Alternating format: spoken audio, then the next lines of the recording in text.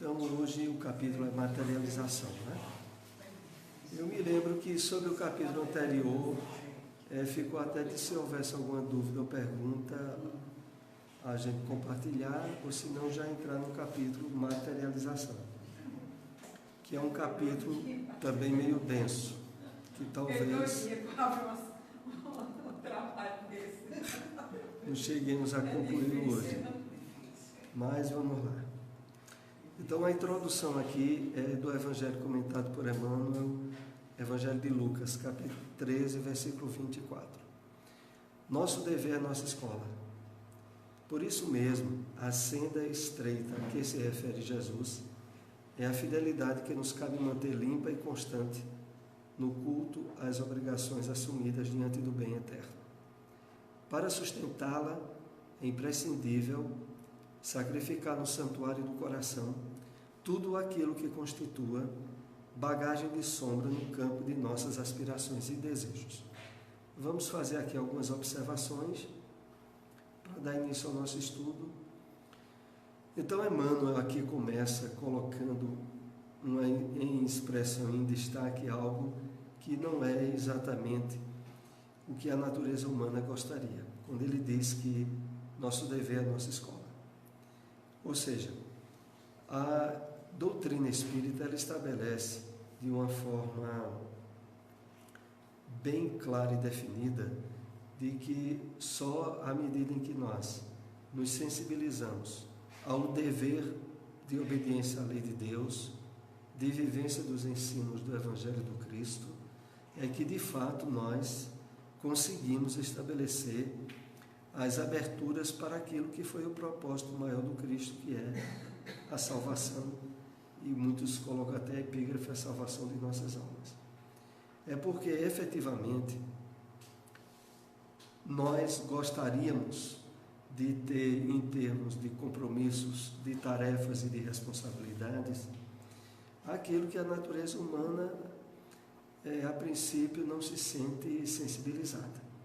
E é isso que Emmanuel vai começar a tratar aqui quando ele diz o seguinte: por isso mesmo a senda estreita a que se refere Jesus é a fidelidade que nos cabe limpa e constante no culto às obrigações assumidas diante do bem eterno.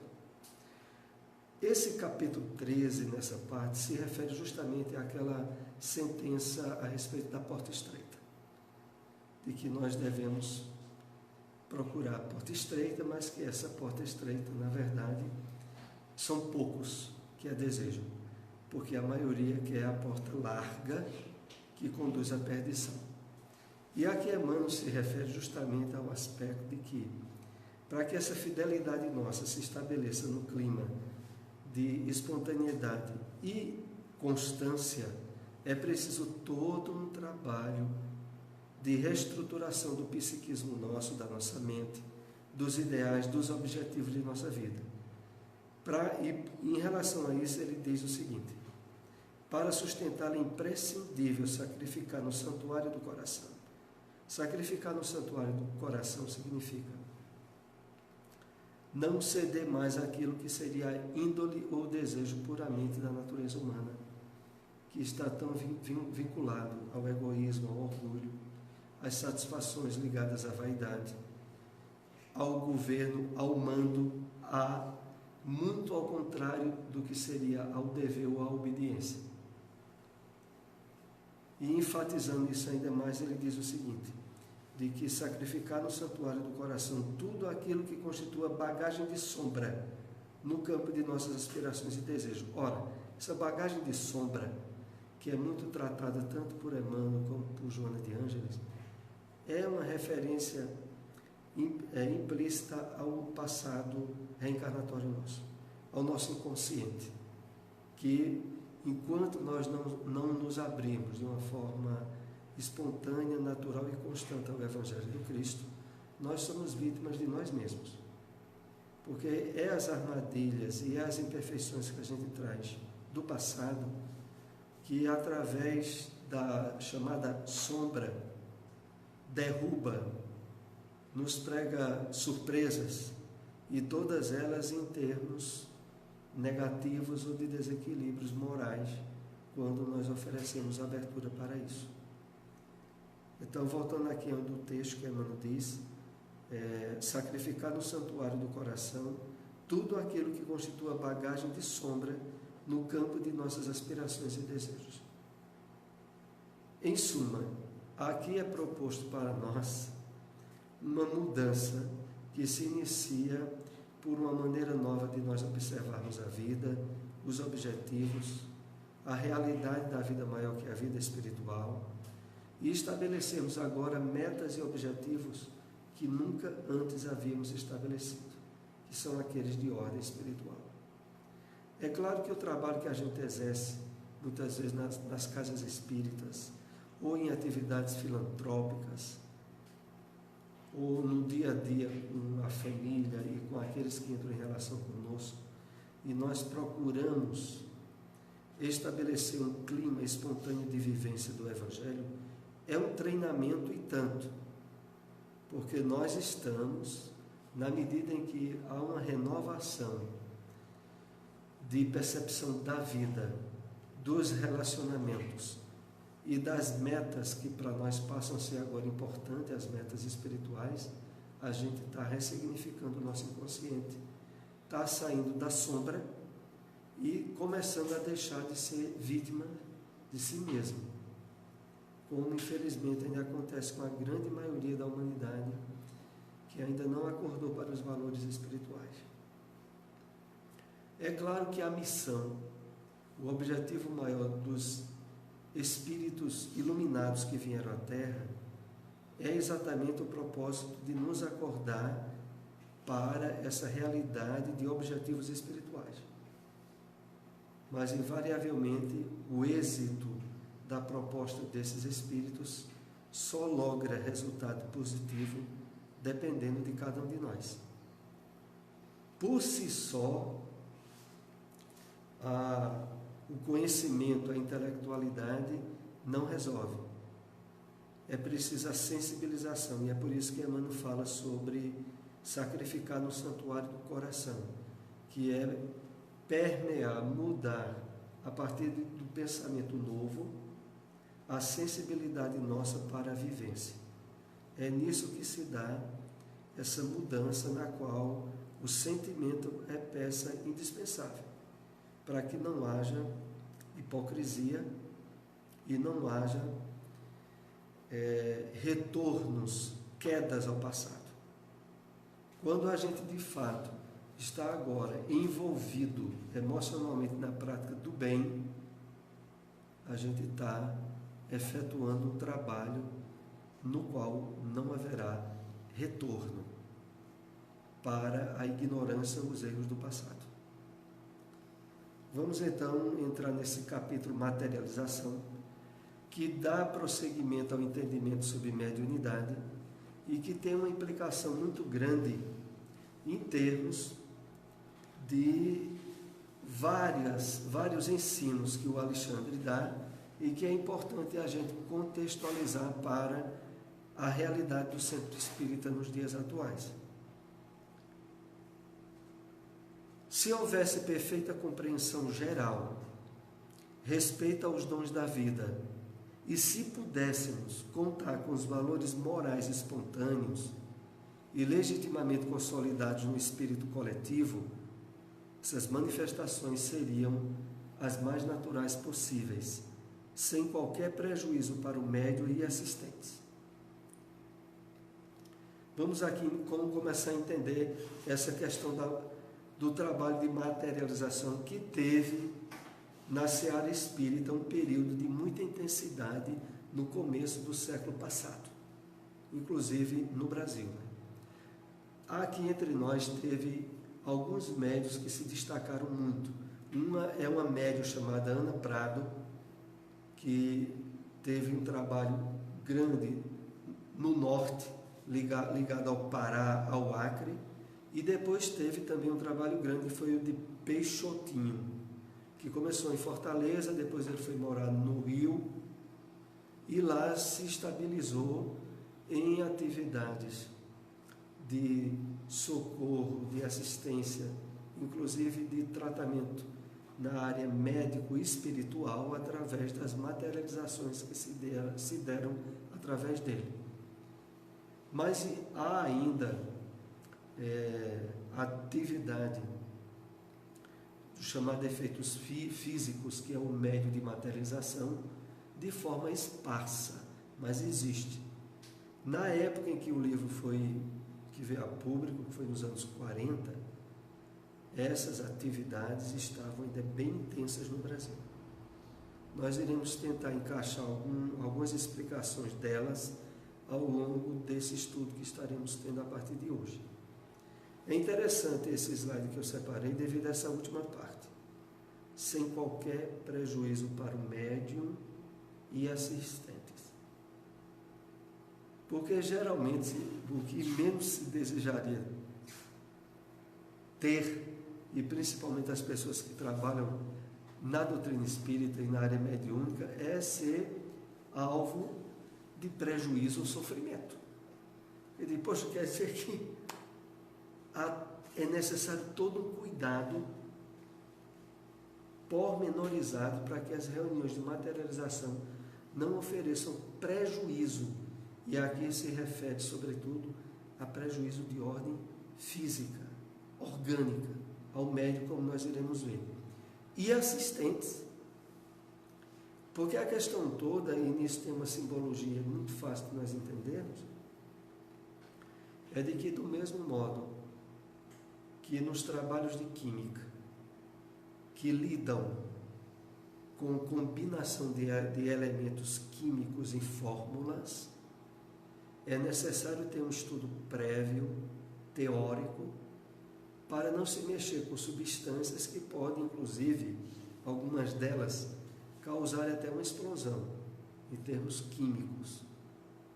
Pelo lado espiritual, a reunião de pessoas que têm mediunidade ostensiva, se forem pessoas ignorantes do que é a prática espírita e a prática mediúnica, oferece riscos, sem dúvida nenhuma, inclusive na área obsessiva e de desequilíbrios orgânicos pela intervenção e influência de espíritos doentes.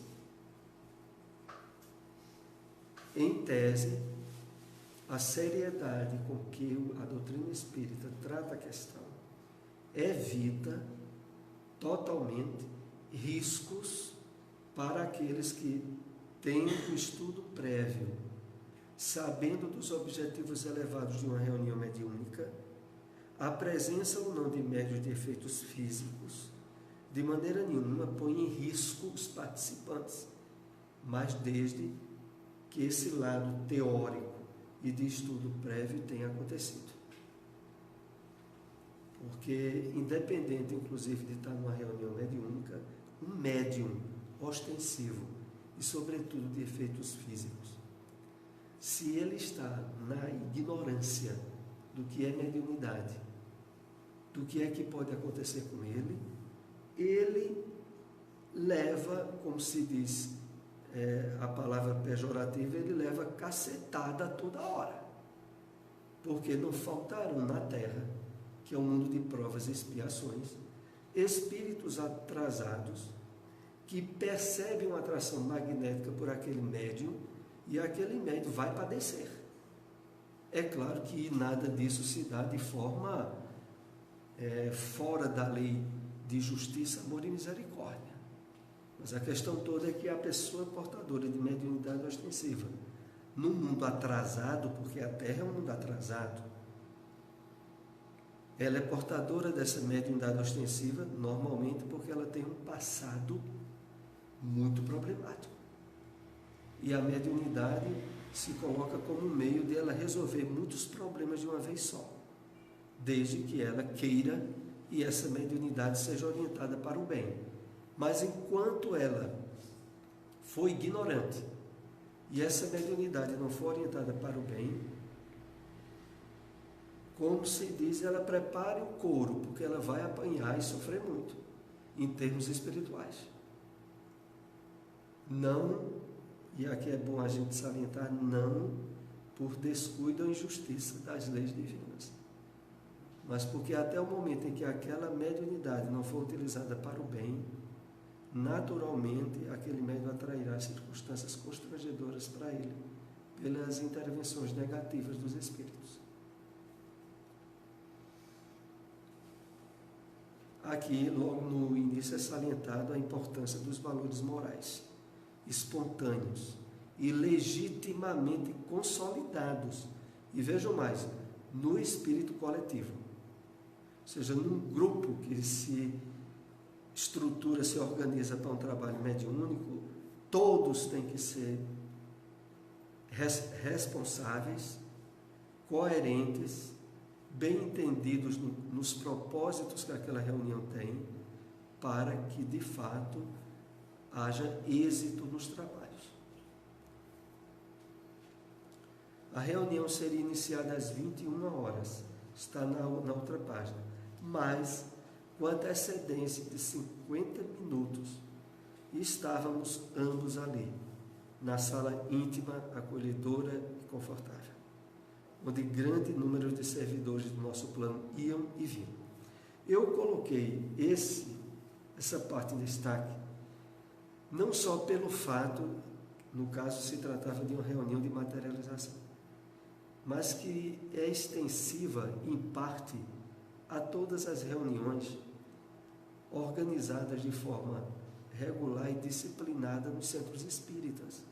Porque o normal é que, bem antes da reunião se iniciar, haja um amparo e uma coordenação de espíritos do bem que chegam naquele ambiente, normalmente antes que os próprios trabalhadores tenham chegado.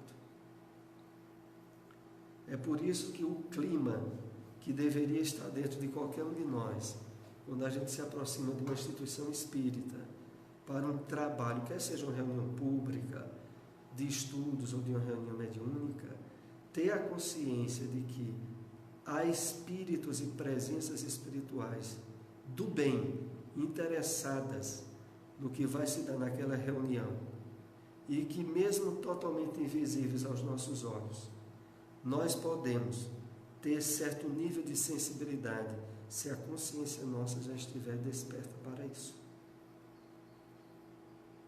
Eis aí a questão. Aí, no caso, quase 1 hora antes, Alexandre e André Luiz já estavam lá. Então, isso é muito importante para que a gente tenha uma noção mais de elevação e de respeito pelo trabalho que é feito dentro das reuniões espíritas. Aqui é indispensável o máximo cuidado para que os princípios mentais de origem inferior não afetem a saúde física dos colaboradores encarnados, nem a pureza do material indispensável aos processos fenomênicos.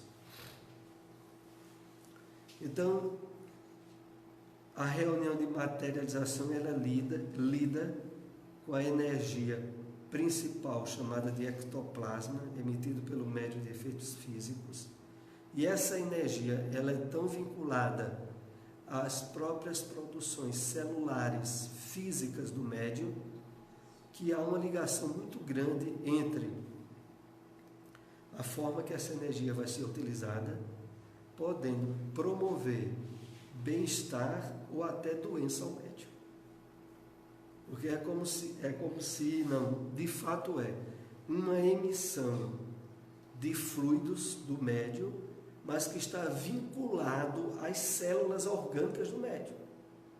E é por isso que a presença, por exemplo, de vibrações, de um ambiente com problemas de ordem espiritual, afetaria o médium através da materialização.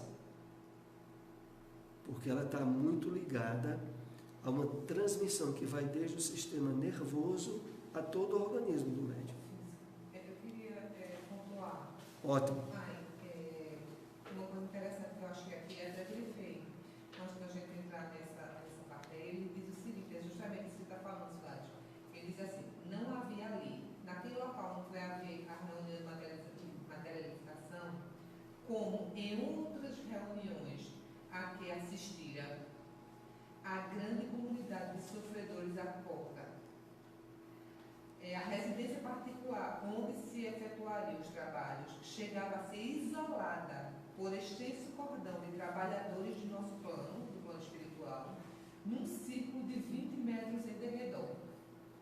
Então, assim, só apoia ainda mais e fortalece isso que você está falando aí. Realmente, não é uma reunião mediúnica comum, onde existe ali o amparo aos espíritos sofredores. É realmente um trabalho muito... Inclusive, é por isso que é muito bom a gente contextualizar o que está nos livros de André Luiz. Veja, aí fala de uma residência.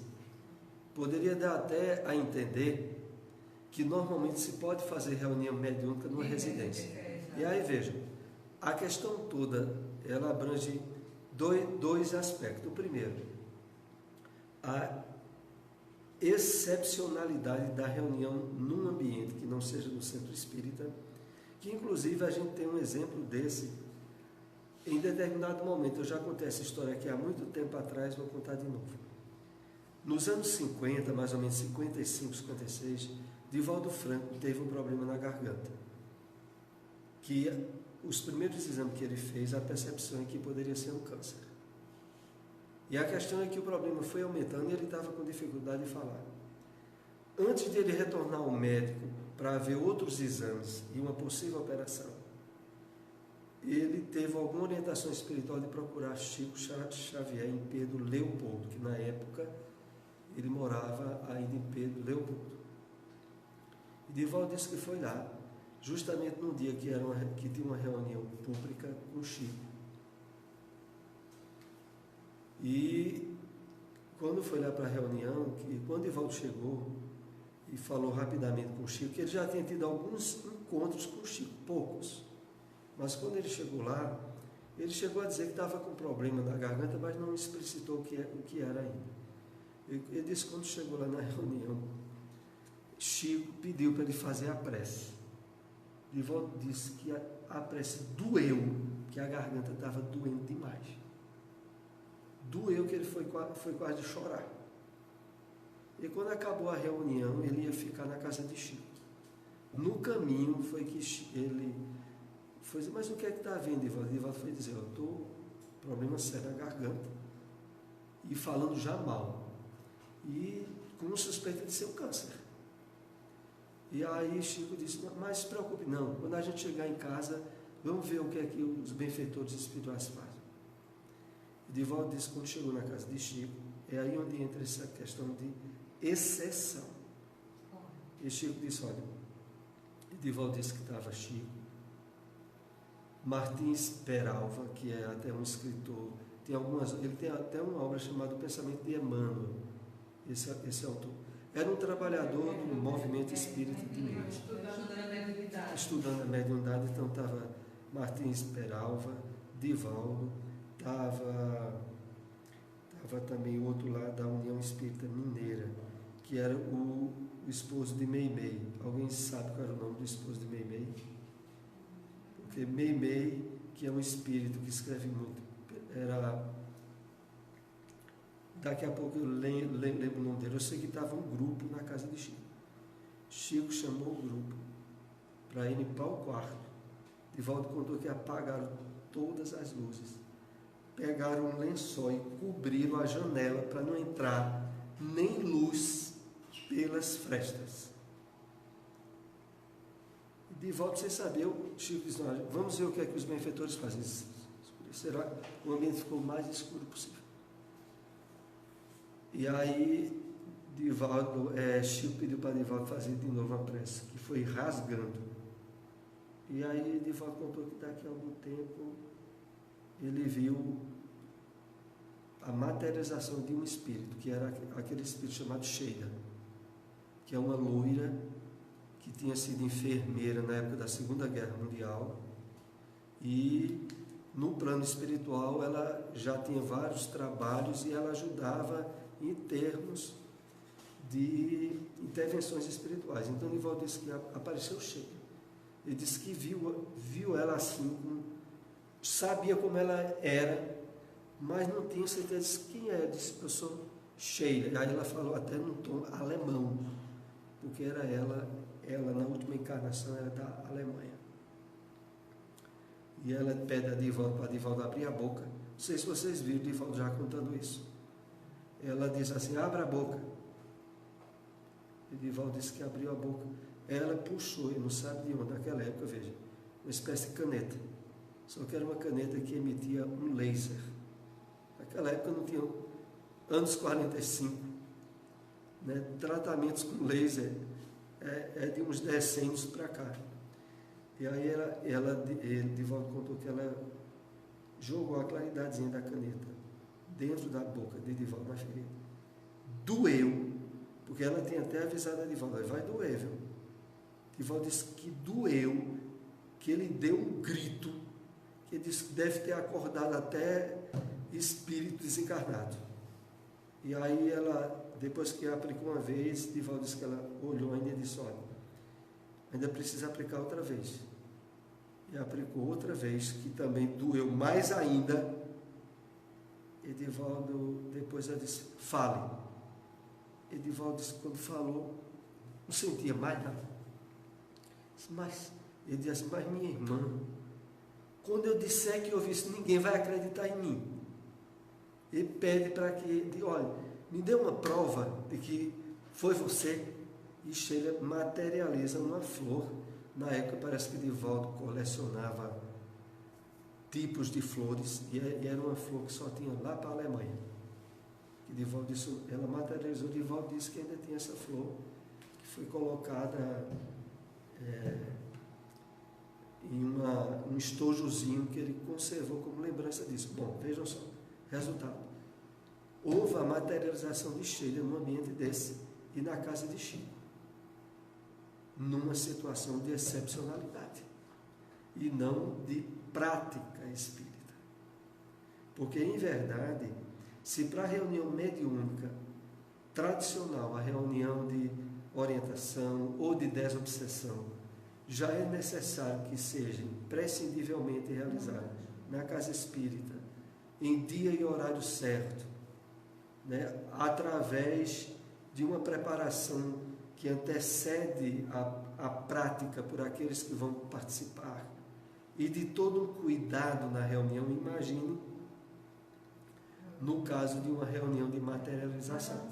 Essa situação aqui, justamente São Tamanho é uma excepcionalidade, como existe outras excepcionalidades nos livros de André Luiz, quando ele fala, às vezes existe alguma comunicação em alguma casa, às vezes foi uma viúva, são excepcionalidades, isso aqui não é cotidiano. E agora o interessante, eu acho que a lição disso aqui é que existe toda uma proteção da espiritualidade, isolando aquele ambiente. Então, mesmo numa casa espírita, onde a gente sabe que muitos espíritos sofredores são levados para as reuniões espíritas para que sejam socorridos, orientados, esclarecidos, numa reunião desse tipo de materialização, não existe a presença de espíritos sofredores. Eu acho que essa é a grande... Porque há uma proteção externa na casa, que eles até especificam isso. E aí você faz mais propriamente interna. Em vista disso, torna-se imprescindível insular o núcleo de nossas atividades, defendendo contra o acesso de entidades menos dignas através de fronteiras vibratórias. E, no caso, André acabou de fazer um comentário. Os irmãos que estabelecem as fronteiras vibratórias no exterior do recinto não podem impedir a entrada das entidades inferiores absolutamente integradas com as suas vítimas terrenas. Há obsidiados que se sentem tão bem na companhia dos perseguidores que imitam as mães terrestres agarradas aos filhos pequeninos. Viram isso no final? Esse texto eu deixei separado pelo seguinte, é que, olha, isso tanto pode ocorrer numa reunião mediúnica quanto numa reunião pública. É raro acontecer? Mas não é impossível de, por exemplo, mesmo numa reunião pública, certos processos obsessivos intensos, aonde o próprio obsidiado, ele mantém um clima vibratório de sintonia e que dentro da reunião mediúnica ele não deixa de estar vinculado àquele espírito, podendo inclusive ter uma crise, uma espécie de transe, onde essa entidade se expresse. É possível, é incomum, mas pode acontecer. E nesses casos, por exemplo, que como eu estou dizendo, são raros, nos centros espíritas, o pessoal que é trabalhador é orientado ao quê? A uma das pessoas que está na assistência, delicadamente tirar a pessoa para um outro ambiente, para uma possível aplicação de passes dispersivos, de tal modo que restabeleça o equilíbrio na pessoa, mas que não abra campo para uma psicofonia, porque é incrível, mas algumas instituições, até espíritas, por desinformação, alguém, por exemplo, é alvo de um transe, porque um transe desse é de característica obsessiva. Jamais um espírito elevado e benfeitor iria incorporar, entre aspas, em alguém numa reunião pública para dar uma comunicação e atrapalhar até o andamento da própria reunião. Então, é possível, mas é raro, um espírito obsessor fazer isso, e a pessoa ser retirada do ambiente para um ambiente ao lado, onde seja aplicado um passe dispersivo e reintegre o equilíbrio da pessoa. Mas, aqui no caso, o alerta se referia inclusive à reunião que estava havendo lá. Inclusive porque um dos participantes chegou alcoolizado, como a gente vai ver mais adiante. Vamos ver aqui. No dia, porém, em que conseguirem trazer o coração iluminado, receberão alegrias iguais àquela que desceu sobre os discípulos de Jesus, quando de portas cerradas, em sublime comunhão de amor e fé, receberam a visita do Mestre, perfeitamente materializado depois da ressurreição. Essa referência que nós destacamos é exatamente para, outra vez, valorizar as atividades e a prática da mediunidade como é colocada nas instituições espíritas. Porque aquele encontro que houve entre Jesus e os discípulos, a portas fechadas, após a ressurreição, foi um momento exatamente de materialização. É importante aqui, inclusive, a gente especificar mais a situação à luz da doutrina espírita, porque na compreensão de nossos irmãos cristãos que não têm o conhecimento espírita, eles acham que quando Jesus se apresentou entre os discípulos, estava em corpo igual ao corpo físico de qualquer um de nós, como se o corpo físico pudesse ressuscitar. À luz do Espiritismo, quem ressuscita é o corpo espiritual. E, aliás, o próprio apóstolo Paulo diz na carta aos Coríntios: semeia-se corpo físico, ressuscita corpo espiritual. Literalmente, Paulo diz isso. Se semeia ou se planta corpo material e ressuscita corpo espiritual. Então, Jesus aparece em corpo espiritual, mas pelas possibilidades da mediunidade dos apóstolos que ali estavam, ele se materializa. Quando a gente diz se materializa, é porque o espírito temporariamente adquire, em termos análogos à estrutura orgânica física que nós temos, vários aspectos coincidentes. Coincidentes como peso, calor, interação, como se fosse alguém encarnado, de pegar um objeto e colocar um objeto em outro lugar. Tudo isso se dá com um espírito materializado. Então Jesus chega, por exemplo, Tem até aquela situação de depois ele aparece a Tomé. Porque na primeira aparição, o apóstolo Tomé não estava. Quando os apóstolos vão dizer a Tomé o que houve, que Jesus tinha ressuscitado, o mestre tinha ressuscitado. E aí Tomé diz, vocês estão loucos, eu não acredito. Não. Eu só acredito se ele aparecer a mim e eu colocar os dedos nas chagas das suas mãos e eu tiver certeza que é ele. E aí é quando outra vez Jesus aparece e pede para que Tomé coloque o dedo nas chagas da mão de Jesus. É claro que para quem não conhece o Espiritismo, não sabe o que é materialização, vai dizer que é o quê? Era Jesus, corpo físico igual que ele tinha. Mas aí a gente sabe que no processo de materialização há uma analogia muito grande com a pessoa encarnada. Tem até aquele caso que oportunamente a gente falou aqui, que está registrado no Evangelho segundo o Espiritismo, que é a referência a Tobias. No capítulo Pedi e obtereis, o penúltimo capítulo do Evangelho segundo o Espiritismo, é dito assim: se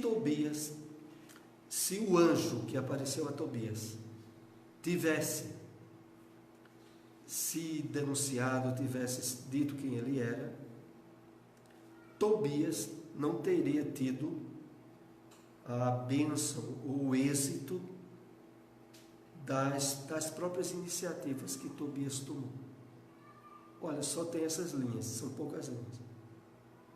Quem não conhece a Bíblia ficaria até dizendo, poxa, isso é o quê? Quem é Tobias? E aí Tobias tem um livro na Bíblia, no Antigo Testamento.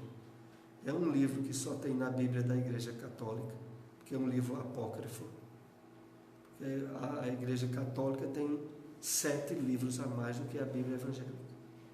A evangélica só tem 66 e a católica tem 73. Então tem 7 que chamam de apócrifos, porque são livros que a Igreja Católica considerou sagrados, mas que foram encontrados depois de uma chamada versão dos 70, ou a chamada versão Vulgata de Roma. E o que é que houve? Esses livros têm conteúdos que a igreja evangélica acha que se choca. E em parte se choca com a doutrina das igrejas evangélicas. Um deles é esse, Tobias. Então Tobias é um livro que está lá na Bíblia. E aí tem a história de Tobias. E o que é a história de Tobias? Tobias vai fazer uma viagem para cobrar um dinheiro do pai dele. O pai dele está muito doente. E aí diz a ele que tinha uma dívida, era numa cidade longe, e Tobias nunca tinha ido àquela cidade. Ia ser uma viagem de risco. Tobias vai enfrentar o risco daquela viagem, só que momentos antes dele sair, pela manhã, bate um viajante à porta.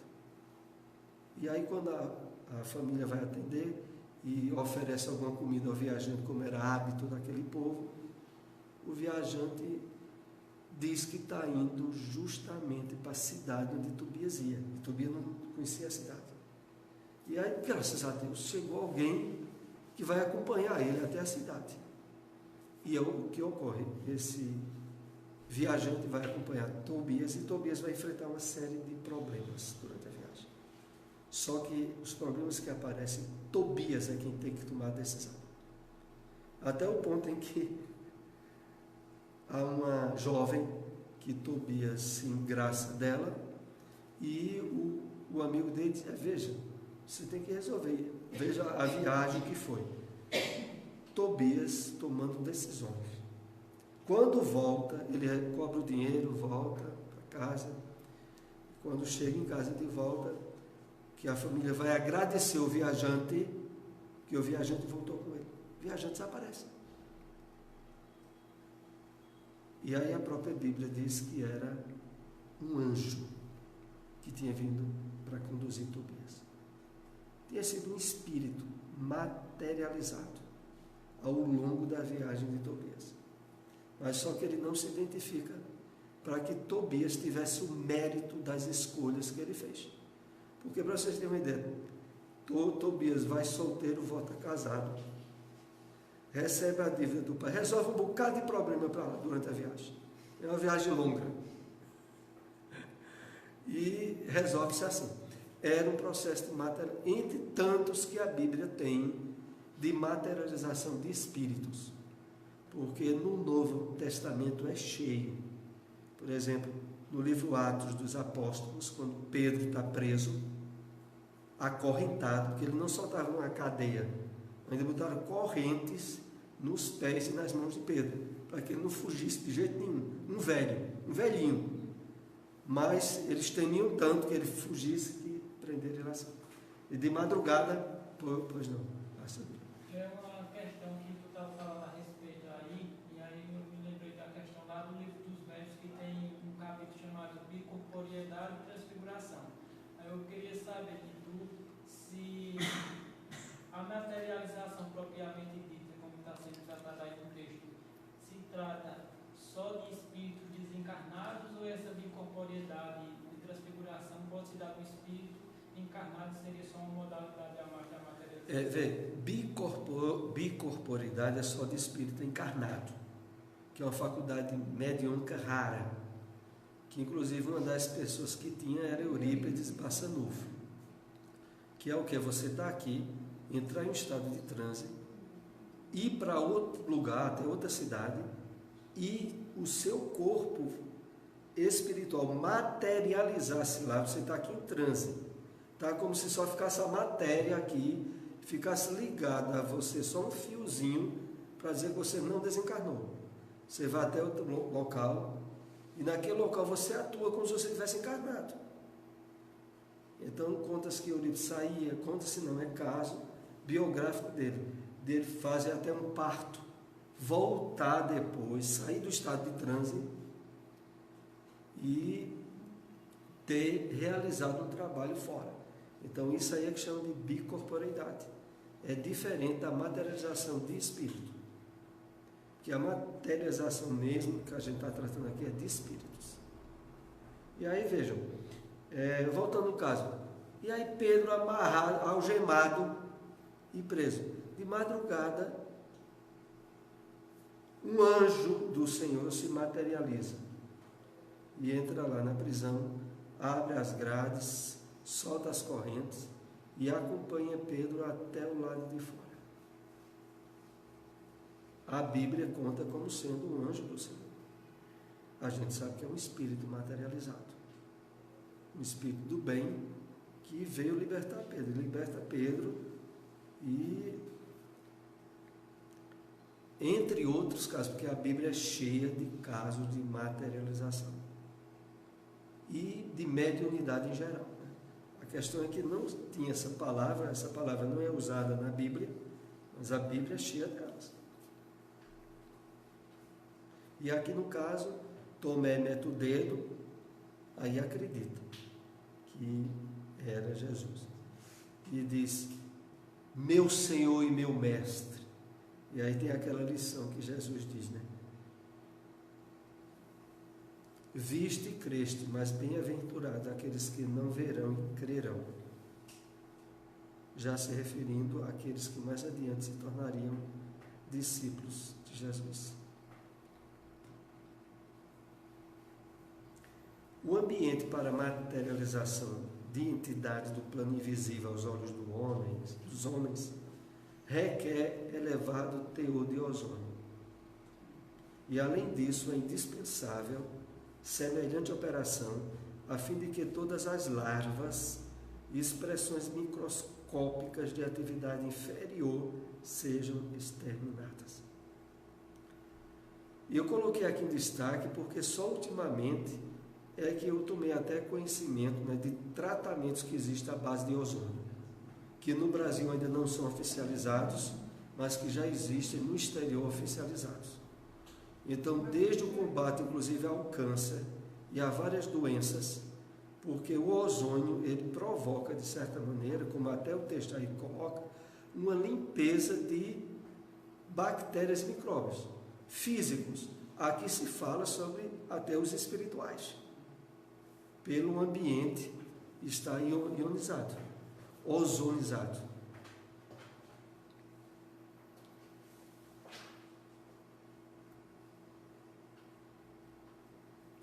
O ectoplasma, ou força nervosa, que será abundantemente extraído do médium, não pode sofrer, sem prejuízos fatais, a intromissão de certos elementos microbianos.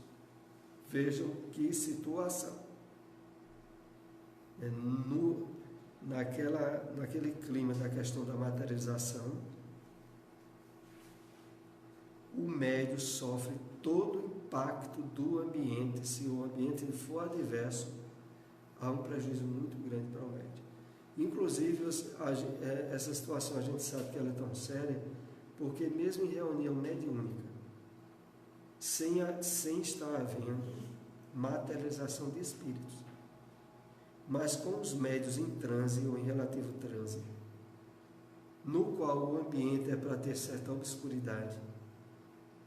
Se, por exemplo, alguém acende as luzes de súbito, isso causa um choque no médium, não que vá levar à morte, mas causa um choque com consequência de mal-estar, de não se sentir bem. Isso sem ser exatamente, é porque em parte, aqui é bom a gente salientar, em parte todos nós, inclusive esse capítulo mais adiante tem uma parte que ele diz, todos nós temos um certo percentual de ectoplasma ou mediunidade de efeitos físicos. É porque esse título só é dado aos médiuns que têm essa energia de uma forma ostensiva. Mas todos nós, em parte, tem um pouco dessa energia. É por isso que numa reunião mediúnica, onde está um grupo de pessoas, a união de todas elas possibilita, às vezes isso ocorre, uma materialização sem ter exatamente o mérito de efeitos físicos. Porque há uma junção do potencial de cada um dali. Desde que o plano espiritual entenda e haja até mérito para a comunicação, se for sendo de um espírito elevado, de haver até a possibilidade de um espírito aparecer, o grupo ver e ser um espírito. Porque é o seguinte, que aqui é bom a gente distinguir bem. Se só o médium vê um espírito na reunião, é um fenômeno de evidência. Mas se o grupo viu, aí o espírito está materializado. Se 2, 3 ali no grupo viram o espírito, lá dentro não. Aí já se trata de uma materialização, não é uma vidência. Porque a vidência só quem vê é o médium mesmo, o próprio médium.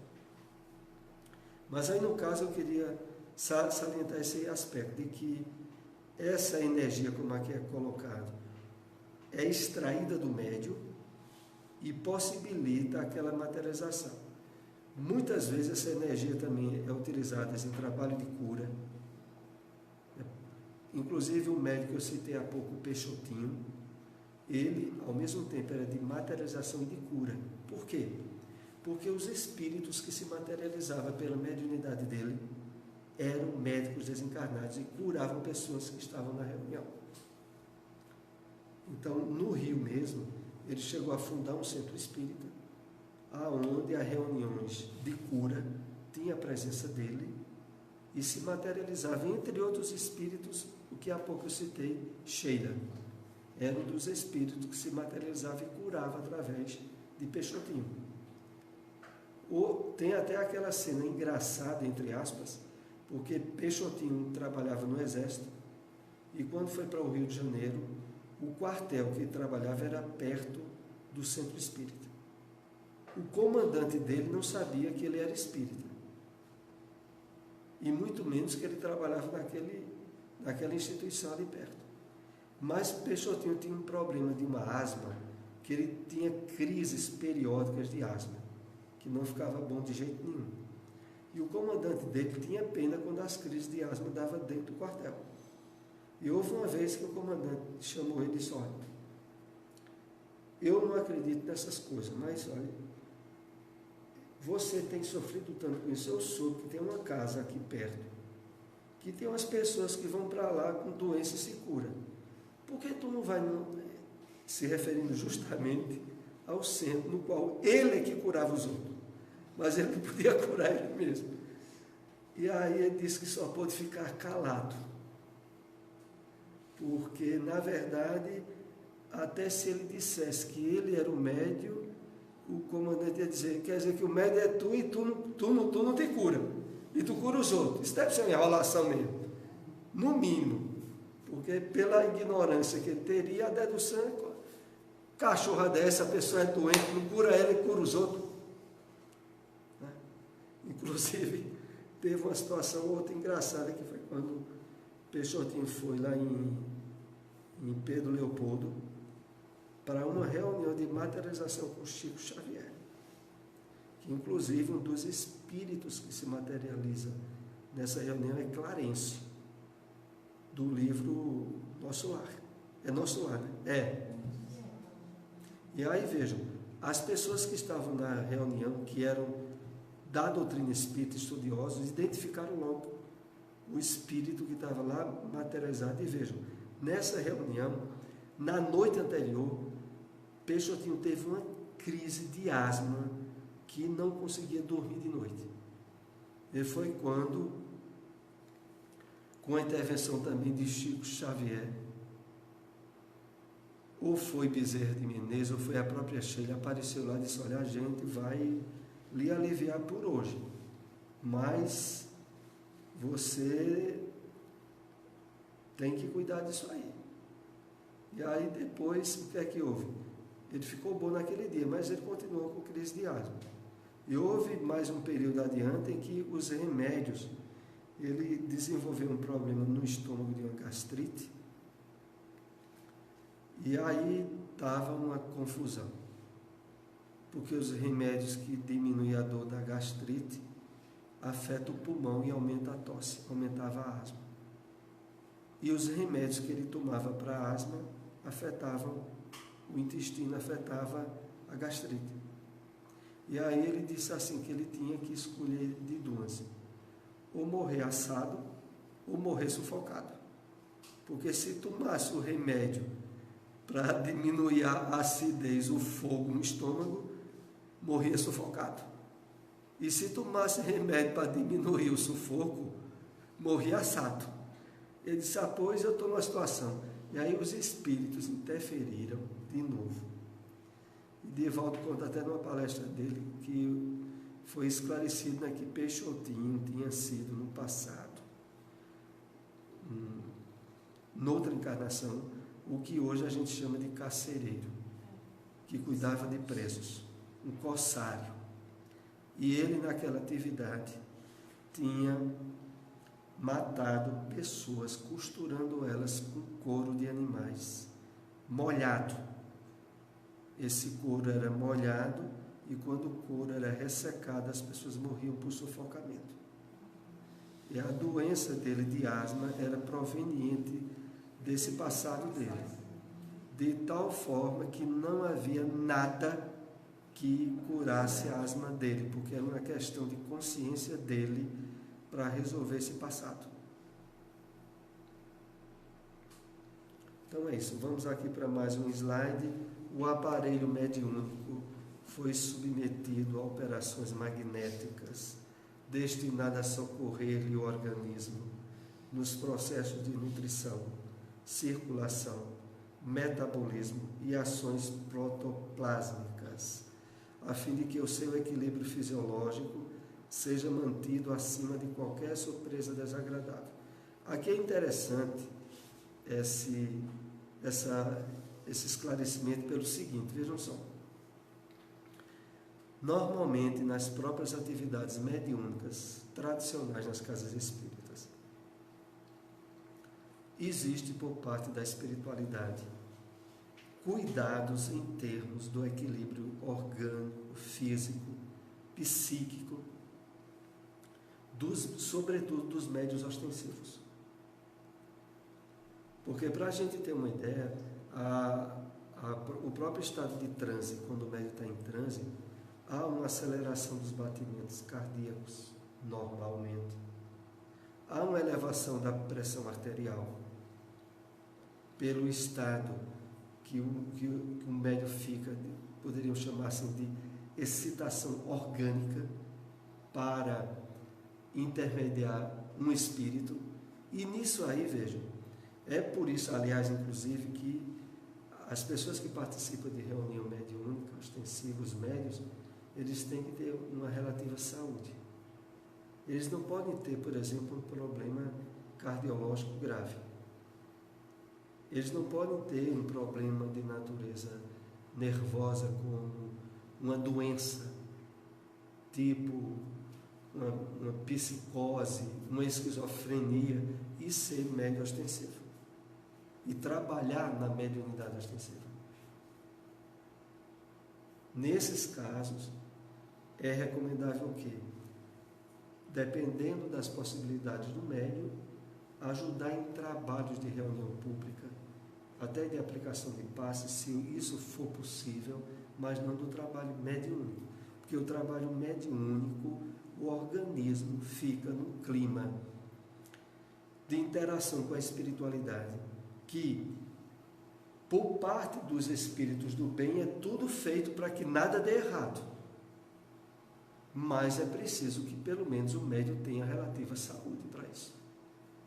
Então, aqui é dito que, no caso do trabalho de materialização, havia todo um processo de benefício na nutrição, circulação, metabolismo, quer dizer, todo o organismo do médium funcionando em harmonia para o êxito do trabalho. Para que, como aqui diz, seja mantido acima de qualquer surpresa desagradável. Os princípios etílicos que exteriorizava pelas narinas, boca e poros são eminentemente prejudiciais ao nosso trabalho. Como vemos, há necessidade de preparação moral para qualquer trato. A viciação em qualquer sentido, antes de tudo, deprime o viciado, mas perturba igualmente os outros.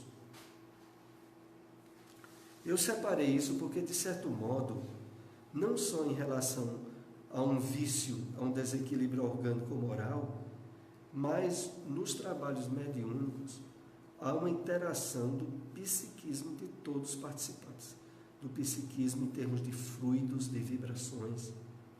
Aonde se tem alguém que destoa do grupo, cria-se um problema para todo o grupo. Vocês imaginam, por exemplo, numa reunião mediúnica, onde um ou outro participante antipatize com o que está ali trabalhando. Está o problema feito. Né? Tem alguém ali na reunião, como se diz popularmente, que a pessoa não vai com a cara dele. E aí? Aí é um prejuízo para todo o grupo. Aqui, no caso, a questão mais grave era de ordem pessoal devido ao vício. E aqui eu acho interessante quando Alexandre diz, como vemos a necessidade de preparação moral para qualquer trato. A viciação em qualquer sentido, antes de tudo, deprime o viciado. Vejam, a questão do vício, seja de qual área for, ela estabelece, em termos de desequilíbrio moral, sua repercussão. E uma repercussão que atinge os outros. Então não é só a questão de a bebida só faz mal a ele. Não, a bebida causava um nível de depressão, de ele se sentir deprimido, e aquilo é passado para os outros. E os outros acabam sofrendo a repercussão. Então isso, aqui ainda tem esse último slide que eu trouxe para hoje. Via-se, no entanto, como acontecia em outras reuniões. Os amigos terrestres emitiam solicitações silenciosas, entrando as vibrações mentais em conflito ativo, desservindo ao invés de auxiliar no trabalho da noite, o qual requisitava mais elevada percentagem de harmonia. Eu vou fazer aqui um comentário, porque esse capítulo nós ainda iremos encerrá-lo no próximo encontro. Essa parte aqui é importante pelo seguinte, porque ela se aplica a todas as reuniões mediúnicas, não só a de materialização. Que é o quê? Vocês imaginem, por exemplo, a desencarnação de um ente querido, de alguém que participa na reunião mediúnica. É evidente que a reunião mediúnica, pelos objetivos dela, não se vincula à solução particular de alguma problemática de um dos trabalhadores. É possível os benfeitores auxiliarem aquela necessidade particular? É, mas é preciso que os médiuns, pela consciência do trabalho, não fiquem mastigando a preocupação que tenham durante a reunião. Então, às vezes, poderia se dar o quê? A pessoa que perdeu muito querida está na reunião com um pensamento ansioso, que haja uma comunicação mediúnica dele. E aí, indiretamente, está havendo um atrapalho para a reunião. No caso aí dessa reunião de materialização, era como se isso aí criasse um conflito, as vibrações mentais em conflito ativo, que prejudicava o trabalho. De certa maneira, o nível de confiança e de busca de ajudar os outros faculta e possibilita que os benfeitores espirituais ajudem a nós. Isso, aliás, é uma grande lição que está muito distribuída nos livros de André Luiz, inclusive naquele que citamos na outra reunião, no livro Libertação, né? Aonde Gúbio, ajudando os outros, atinge a ajuda maior que ele queria, que era a de Margarida. Mas ele saiu ajudando todo mundo. Só que aquela ajuda encadeou ele a ajuda da forma melhor possível, ajuda para ele. Assim também se dá nos trabalhos mediúnicos. Se as pessoas vão para a reunião com absoluto desprendimento, mesmo passando por dificuldades, mesmo tendo perdas de entes queridos, mas vão para a reunião, estão fazendo um trabalho em benefício dos outros, que indiretamente facultará, elas não precisam nem pedir, a ajuda mais eficaz possível para elas. No tempo certo. Porque muitas vezes o nosso tempo não é o tempo certo para Deus, ou para as leis divinas. Mas pela hora nós vamos interromper aqui. E é interessante que dúvidas ou perguntas que estejam a ocorrer, a gente compartilhe e encerre esse capítulo no próximo encontro.